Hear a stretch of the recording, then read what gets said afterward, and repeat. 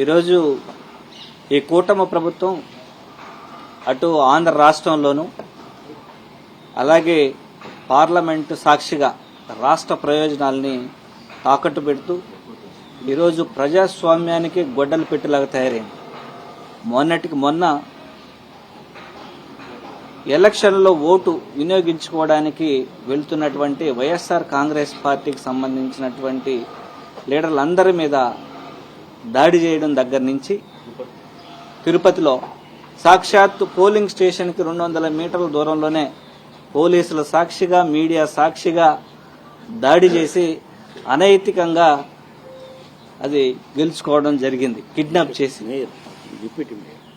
Deputy mayor election ఒకే ఒక TDP corporator ఉన్నటువంటి Tirupati municipal కార్పొరేషన్లో డిప్యూటీ మేయర్ స్థానాన్ని కైవసం చేసుకోవడం, దాని వెనక ఎన్ని బెదిరింపులు, కిడ్నాపులు, అలాగే ఆస్తులు ధ్వంసం చేయడం, అప్రజాస్వామ్యంగా కిడ్నాప్ చేయడం, కార్పొరేటర్లని ఎన్ని అత్యంత దారుణాతి దారుణంగా ప్రజాస్వామ్యాన్ని నిట్ట నిలువున నడి రోడ్డు మీద కూని చేయడం జరిగింది ఈ కూటమి ప్రభుత్వం, తెలుగుదేశం ప్రభుత్వం.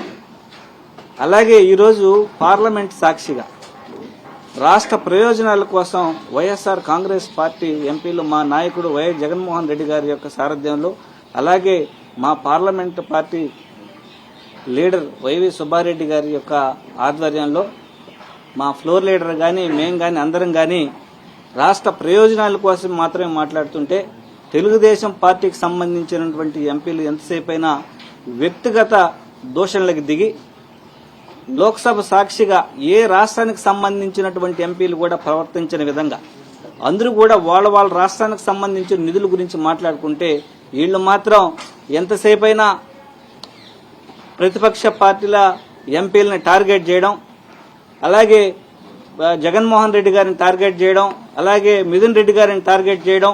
అంటే మనం ఇది చూస్తే ఎలా ఉందంటే మహాభారతంలో భీష్మ పితామహుని ఎదుర్కోవడానికి ఒక సెకండ్ని ఏ విధంగా అయితే ఉపయోగించుకుని, అంటే పలాని క్యాస్ట్ వాళ్ళు వీళ్ళని రెడ్లు అంటే రెడ్లని, లైక్ మన నంద్యాల ఎంపీ గారు శబరి గారు ఉన్నారు రెడ్డి, ఆ రెడ్డితో మిథున్ రెడ్డి గారిని టార్గెట్ చేయండి, జగన్మోహన్ రెడ్డి గారిని టార్గెట్ చేయండి, అలాగే ఎస్సీలు ఎవరున్నారు వాళ్ళతో టార్గెట్ చేయండి.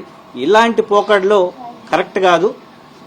ఏదైనా ఫేస్ చేయాలంటే ఆడ మన రాష్ట్రంలో కొట్టుకోవాలి కానీ పార్లమెంట్ సాక్షిగా కొట్టుకొని రాష్ట్ర పరువుని బజారుని కీడొద్దు. అందరం కూడా కలిసి పనిచేసే రాష్ట్ర అభివృద్ధిలో భాగస్వామ్యం కావాలి. అలాగే 2024 ఎలక్షన్కు ముందు ఏదైతే ల్యాండ్ టైటిలింగ్ యాక్ట్ ఉందో దాని మీద విపరీతమైనటువంటి దుష్ప్రచారం చేసి జగన్మోహన్ రెడ్డి గారు ఈ ప్రజల యొక్క భూములందరినీ అన్నిటిని కూడా లిటిగేషన్ చేయబోతున్నారు, బ్యాంకులకు తాకట్టు పెట్టేస్తున్నారు, ఇటు లేనిపోని అభూతలను కల్పన చేసి ప్రజలందరినీ భయభ్రాంతులకు గురి చేయడం జరిగింది. అదే ఈ రోజు పార్లమెంట్ సాక్షిగా కేంద్ర మంత్రివర్యులు చెప్పింది ఏంటంటే దేశమంతా మేము చేస్తున్నాం, మా ఆధ్వర్యంలోనే జరిగింది అని పార్లమెంట్ సాక్షిగా ఆయన సమాధానం ఇవ్వడం జరిగింది. ఇదే ప్రభుత్వం మళ్ళీ ఇప్పుడు దాన్ని ఇంప్లిమెంట్ చేస్తుంది. బేసిక్గా అప్పుడు వైఎస్ జగన్మోహన్ రెడ్డి గారు ప్రజలందరికీ ఎలాంటి కోర్టు కేసులు లేకుండా, వాళ్ళకి ఎవరన్నా అమ్మకందారులు కానీ కొనుగోలుదారులు కానీ ఎలాంటి భయం లేకుండా స్టేట్ గవర్నమెంటే గ్యారంటీదారుడిగా ఉండి ఎలాంటి ఇబ్బంది లేకుండా కోర్టు కేసులతోనే సగం కాలయాపన జరగకుండా ఉండాలని మంచి ఉద్దేశంతో చేస్తే ఆయన మీద బురద జల్లే కార్యక్రమం, ఇలా ప్రతి అభివృద్ధి కార్యక్రమానికి అడ్డుగా తగిలి రాష్ట్రాన్ని దిగదార్చే కార్యక్రమంలో ఈ దేశంలో మొదటి స్థానంలో కూటమి ప్రభుత్వమే ఉంది. ఇలా చెప్పుకుంటూ పోతే కోకొలలు ఉన్నాయి.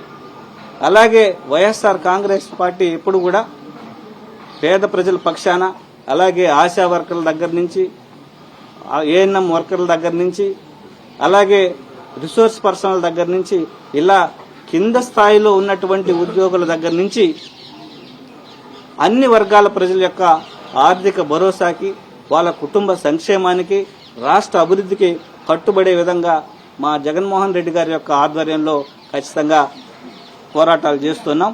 తెలుగుదేశం పార్టీకి ఒకటే చెప్పేది, సెకండరీ రాజకీయాలొద్దు. ఏదైనా డైరెక్ట్ రాజకీయాలు చేసి అభివృద్ధి పదంలో ముందుకు తీసుకుపోయే విధంగా ప్రతిపక్షాలను కూడా అన్నింటినీ కలుపుకొని ముందుకు పోయే విధంగా ఉండాలని హితవు పలుకుతూ థ్యాంక్ యూ.